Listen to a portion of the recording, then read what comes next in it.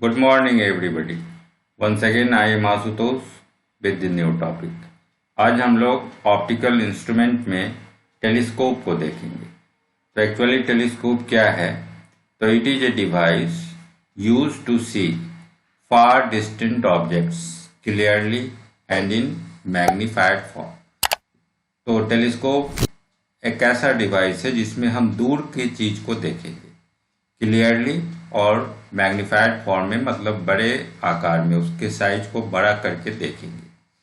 तो ये जो टेलीस्कोप है ये दो तरह का हो सकता है, ठीक है। एक कहलाएगा रिफ्रैक्टिंग टाइप टेलीस्कोप और दूसरा कहलाएगा रिफ्लेक्टिंग टाइप टेलीस्कोप। तो नाम से ही स्पष्ट है, रिफ्रैक्टिंग टाइप टेलीस्कोप है, इसका मतलब यहाँ रिफ्रैक्शन हमको यूज करना है। बेस्ड ऑन रिफ्रैक्शन तो यहाँ लेंस यूज होगा, ठीक है। और जो रिफ्लेक्टिंग टाइप टेलीस्कोप है ये रिफ्लेक्शन पे बेस्ड है, तो यहाँ हम लोग रिफ्लेक्शन को यूज करेंगे, तो यहाँ हम लोग को मिरर यूज करना होगा। तो पहला चीज है कि टेलीस्कोप दो तरह का होगा, रिफ्रैक्टिंग टाइप और रिफ्लेक्टिंग टाइप। अब जो रिफ्रैक्टिंग टाइप है इसको भी दो कैटेगरी में आप डिवाइड कर सकते हैं, astronomical telescope and terrestrial telescope.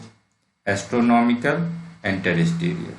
और ये जो रिफ्लेक्टिंग टाइप है इसको भी सेम कैटेगरी में डिवाइड कर सकते हैं, एस्ट्रोनॉमिकल एंड टेरेस्ट्रियल, ठीक है।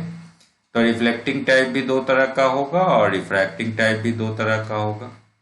तो एक्चुअली एस्ट्रोनॉमिकल टेलीस्कोप में क्या करते हैं, हम नाम से ही स्पष्ट है, एस्ट्रोनॉमिकल में हम स्पेस में ऑब्जेक्ट को देखेंगे, दूर के चीजों को, ठीक है। तो use to see distant objects in space. तो स्पेस में हम कोई स्टार्स प्लैनेट्स देख रहे हैं तो वहाँ हमें रियल इन्वर्टेड इमेज भी अगर मिलेगा तो कोई दिक्कत नहीं है, ठीक है ना। Real and inverted image is form. लेकिन अगर हम जमीन पे ही दूर के चीज को देखना चाह रहे हैं, अर्थ पे ही कोई दूर का चीज है उसको देखना चाह रहे हैं, तो हम टेरेस्ट्रियल टेलीस्कोप यूज करेंगे। तो यहाँ हमको सीधा इमेज चाहिए, ठीक है। मान लीजिए हम कोई दूर का पहाड़, दूर का कोई टावर देखना चाह रहे हैं तो हमें वहाँ उल्टा इमेज मिलेगा, तो वहाँ तो हमें सीधा करके देखना होगा, तो यहाँ इरेक्ट इमेज को हमको बनाना होगा। यही अंतर है। एस्ट्रोनॉमिकल में क्योंकि हम स्टार्स प्लैनेट्स को देखते हैं तो जो जनरली स्फेरिकल होता है, तो स्फेरिकल का इन्वर्टेड इमेज भी मिले तो कोई दिक्कत नहीं है, हम मैग्नीफाइड करके उसको देख सकते हैं, ठीक है। तो ये दो डिफरेंस है एस्ट्रोनॉमिकल टेलीस्कोप में और टेरेस्ट्रियल टेलीस्कोप में। सेम काम यहाँ भी करेंगे, यहाँ भी सेम ही कंसेप्ट रहेगा। एस्ट्रोनॉमिकल और टेरेस्ट्रियल में केवल देखना है क्या कि यहाँ हमें मिरर यूज करना है रिफ्लेक्टिंग टाइप में, और रिफ्रैक्टिंग टाइप में लेंस यूज करना है। तो हम लोग सबसे पहले एस्ट्रोनॉमिकल टेलीस्कोप के बारे में पढ़ेंगे जो रिफ्रैक्टिंग टाइप होगा, रिफ्रैक्शन जहाँ यूज करना है, ठीक है। तो रिफ्रैक्टिंग टाइप एस्ट्रोनॉमिकल टेलीस्कोप ये हम लोग पहले पढ़ेंगे। तो एस्ट्रोनॉमिकल टेलीस्कोप, रिफ्रैक्टिंग टाइप, ठीक है। एस्ट्रोनॉमिकल टेलीस्कोप और यहाँ रिफ्रैक्शन वाला यूज करना है। तो यहाँ भी हम लोग दो लेंस यूज करते हैं, बिल्कुल कंपाउंड माइक्रोस्कोप की तरह दो लेंस यूज करेंगे। तो लेंस जो ऑब्जेक्ट के साइड होगा उसको ऑब्जेक्टिव लेंस कहेंगे। ये बड़े एपर्चर का होगा और इसका फोकल लेंथ भी बड़ा होगा। देखिए यहाँ पे वो डिफर कर रहा है। कंपाउंड माइक्रोस्कोप में आप देखे थे कि ऑब्जेक्टिव छोटे साइज का था, आईपीस बड़ा था, ठीक है ना। अब एस्ट्रोनॉमिकल टेलीस्कोप में ऑब्जेक्टिव ही बड़ा होगा, आईपीस छोटा होगा, ठीक है। तो the lens toward the object side is called objective, it is of larger aperture and larger focal length. Same कहें तो आई साइड के तरफ का जो लेंस होगा that will be called eyepiece, it is of shorter aperture, ये छोटे aperture का होगा और शॉर्टर फोकल लेंथ का भी होगा। तो ये दो चीज ध्यान रखेंगे। एक बिल्कुल कंपाउंड माइक्रोस्कोप से ठीक उल्टा हो गया। यहाँ भी दोनों के बीच का जो डिस्टेंस है, ऑब्जेक्टिव लेंस और आईपीस के बीच का जो डिस्टेंस है, that can be adjusted with rack and pinion arrangement. Rack and pinion arrangement से फिर हम दोनों के बीच की दूरी को चेंज ओवर कर सकते हैं। ठीक है। अब हर सिचुएशन में हम लोग दो दो कंडीशन में मैग्नीफाइंग पावर निकाले थे, जब फाइनल इमेज इन्फिनिटी पे बने और final image least distance of clear vision पे बने। तो टेलीस्कोप के केस में क्या है कि जब फाइनल इमेज इन्फिनिटी पे बनता है, ठीक है, तो इसको हम लोग बोलते हैं नॉर्मल एडजस्टमेंट। नॉर्मल एडजस्टमेंट इसलिए बोलते हैं कि दूर की चीज को हमें दूर ही देखना है, थोड़ा बड़ा करके देख लेना है। This is your normal tendency, दूर के चीज को दूर ही देखें हम लोग, तो this is called normal adjustment. ठीक है, तो नॉर्मल एडजस्टमेंट टर्म पे ध्यान देंगे, कभी कभी नॉर्मल एडजस्टमेंट के बारे में पूछ दिया जाता है। तो नॉर्मल एडजस्टमेंट का माने है कि ऑब्जेक्ट को हम लोग इन्फिनिटी पे ही देखें टेलीस्कोप के केस में। तो ये पहला केस होगा। इस केस में हम मैग्नीफाइंग पावर निकालें तो पहले रे डायग्राम को देखें। तो सबसे पहले हम एक ऑब्जेक्टिव लेंस बना रहे हैं। ऑब्जेक्टिव बड़े अपर्चर का था इसलिए बड़ा बना रहे हैं, और हमें दूर के चीज को देखना है। तो मान लीजिए दूर, बहुत दूर चीज है, तो बहुत दूर से जो रे आता है वो पैरेलल आता है।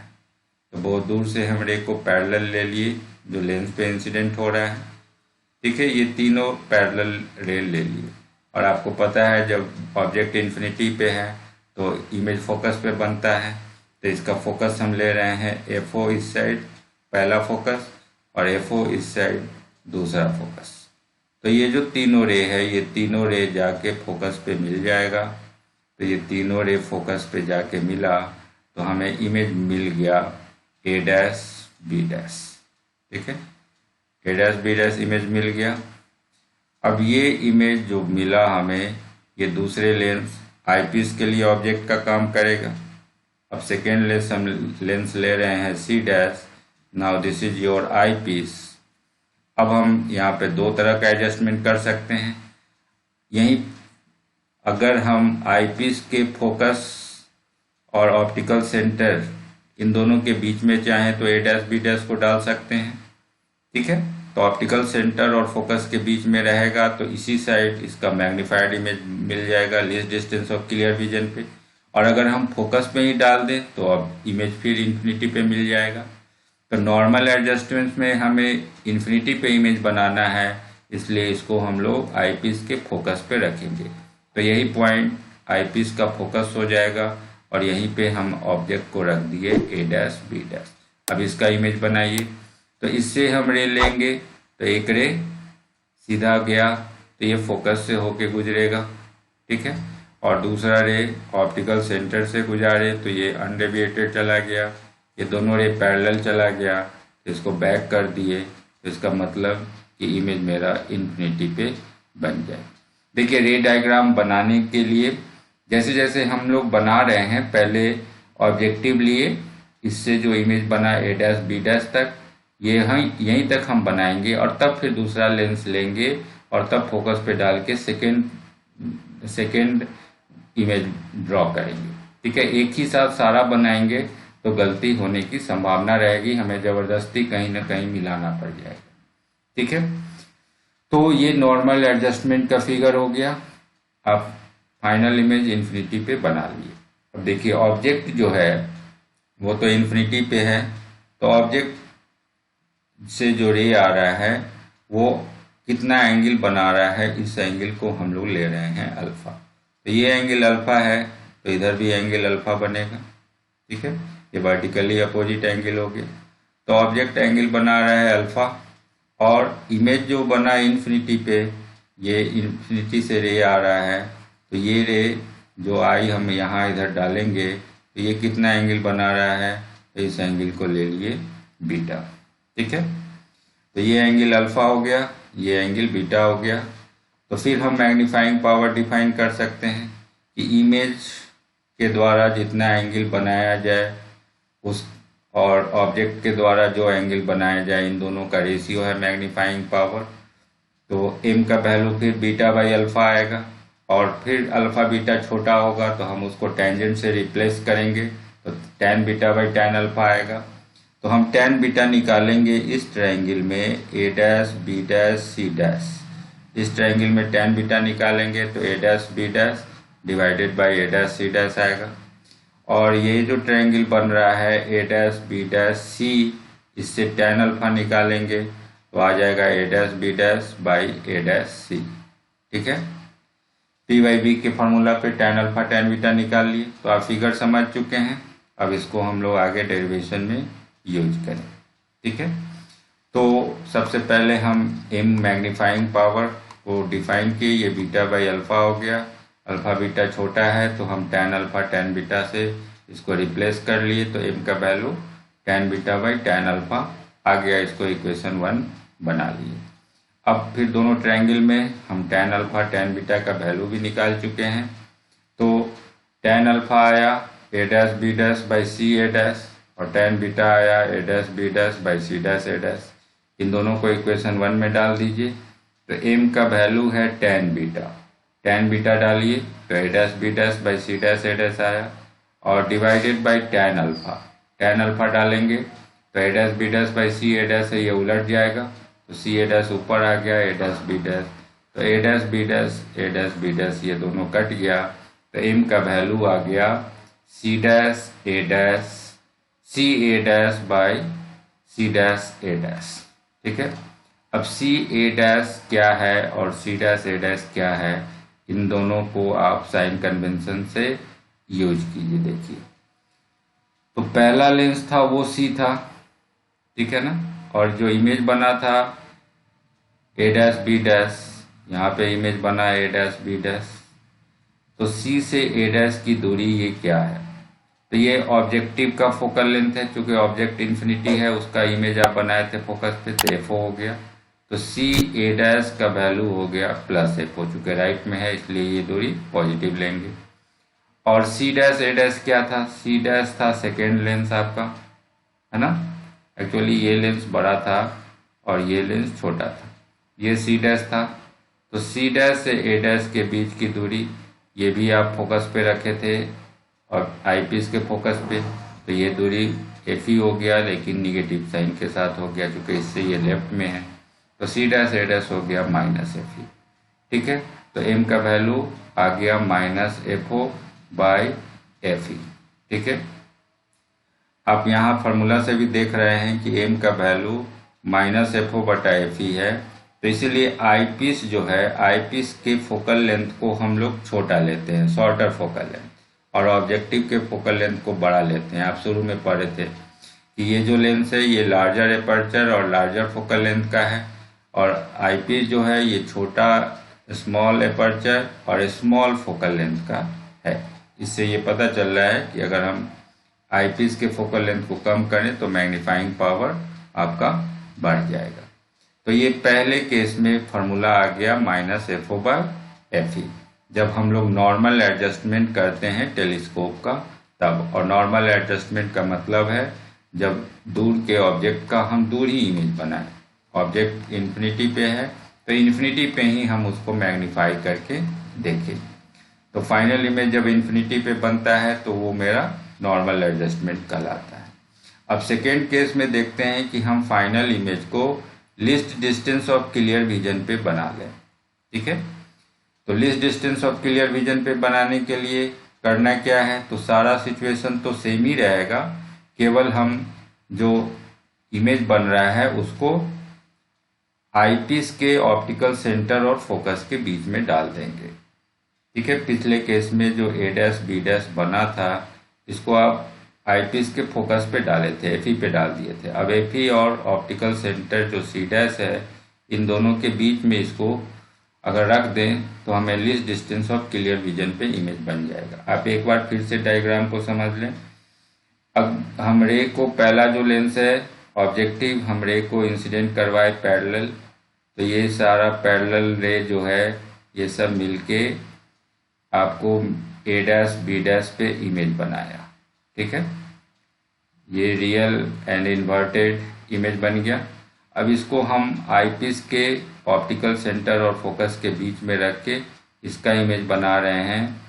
कहाँ पे बनेगा, तो पहला रे लिए पैरेलल प्रिंसिपल एक्सिस के, तो वो फोकस से होके गुजरा, दूसरा ऑप्टिकल सेंटर से अनडेविएटेड चला गया। इन दोनों को जब बैक करेंगे तो हमें इमेज मिलेगा A double dash B double dash. ये फाइनल इमेज मिल गया और इसको हम बना रहे हैं list distance of clear vision पे, जहाँ पे हम आराम से क्लियरली देख सकते हैं। तो ये इमेज डिस्टेंस हो गया आईपीस के लिए, ये D के बराबर है। ठीक है, तो ये सेकेंड एडजस्टमेंट हो गया टेलीस्कोप का। तो अब हम इसका मैग्नीफाइंग पावर कैसे डिफाइन करेंगे?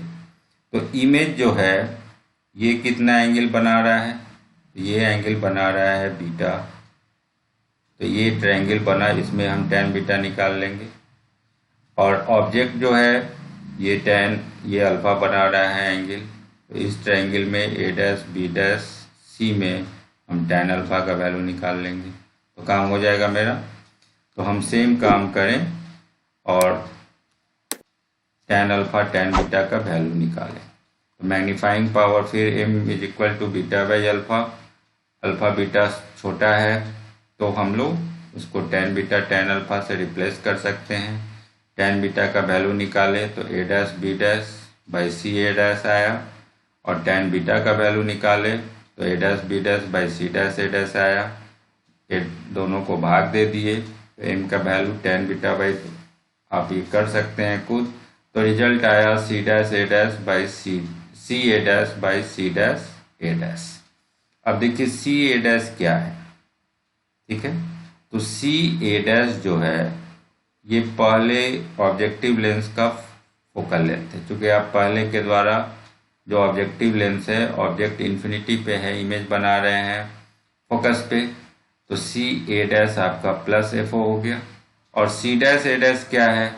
तो C डैश A डैश ये हो गया जो आईपीस आप इधर ले रहे हैं और इधर आपका इमेज बन रहा है A डैश B डैश। तो यहाँ से C डैश A डैश ये दूरी चाहिए, तो यहाँ पे आप ऑब्जेक्ट रखें। तो इसको हम लोग आईपीस के लिए ऑब्जेक्ट डिस्टेंस लिखेंगे, तो ये हो गया माइनस यूवी। तो m का value minus FO by UV हो गया। ये मैग्नीफाइंग पावर का वैल्यू हो गया। अब इसमें हमको यूवी का वैल्यू पता नहीं है, तो ये यूवी का वैल्यू हमें सॉल्व करके डालना पड़ेगा। तो हम इस इक्वेशन को याद रखेंगे, equation 2 minus FO by UV. और यूवी निकालने के लिए हम लोग फिर से आईपीस के लिए लेंस फार्मूला को यूज करेंगे। तो फ्रॉम द लेंस फार्मूला क्या है? तो 1 by V minus 1 by UV is equal to 1 by F ही है। ये लेंस फार्मूला हो गया। तो यूवी तो माइनस यूवी हो गया, और वी हमको पता है कि हम less distance of clear image पे बना रहे हैं फाइनल इमेज, तो वी हो गया माइनस डी। चूँकि दोनों लेफ्ट में है तो इन दोनों कंडीशन को आप डाल दीजिए। तो 1 बाई वी हो गया माइनस 1 बाई डी, और यूवी है माइनस यूवी, तो ये माइनस माइनस प्लस हो गया, तो plus 1 by UV is equal to 1 by F E. ठीक है, हमें 1 बाई यूवी का वैल्यू चाहिए, तो 1 बाई यूवी हो गया, ये इस साइड आ गया, तो 1 by F E plus 1 by D, 1 by F E plus 1 by D आ गया। अब इस वैल्यू को हम डाल दें। ठीक है, ये 1 बाई यूवी का वैल्यू है। ठीक है, तो m का वैल्यू हम निकाले थे, m का वैल्यू था माइनस FO बाई यूवी था ना। तो हम क्या करें, m का जो वैल्यू था वो था माइनस FO बटा यूवी। तो इसको हम लोग लिख सकते हैं माइनस FO तो हो ही गया माइनस FO, और ये माइनस FO हो गया, और इंटू इसको हम लिख सकते हैं इंटू 1 बाई यूवी। तो 1 बाई यूवी का जो वैल्यू डाले हैं उसे गुना कर लीजिए, तो ये 1 by F E plus 1 by T. ठीक है, इन दोनों को गुना कर लीजिए, तो एफ ई बाहर कर लीजिए, तो माइनस FO बाई एफ ई हो गया, और यहाँ क्या बचेगा, तो एफ ई बाहर करेंगे तो यहाँ तो 1 बच जाएगा 1, और यहाँ बच जाएगा एफ ई बाई टी। गुना करके देख लीजिए, एफ ई से एफ ई कट जाएगा तो 1 बाई डी बच जाएगा। तो minus FO by F E 1 plus F E by D. Now this is your magnifying power in the case when the final image is formed at least distance of clear vision. जब least distance of clear vision पे हम final image बनाएंगे तो इस magnifying formula को use करेंगे for astronomical telescope. Okay, तो that's over for today. आप टेलीस्कोप के भी सारे कंसेप्ट को सीख चुके हैं। ओके, तो that's over for today. Thank you.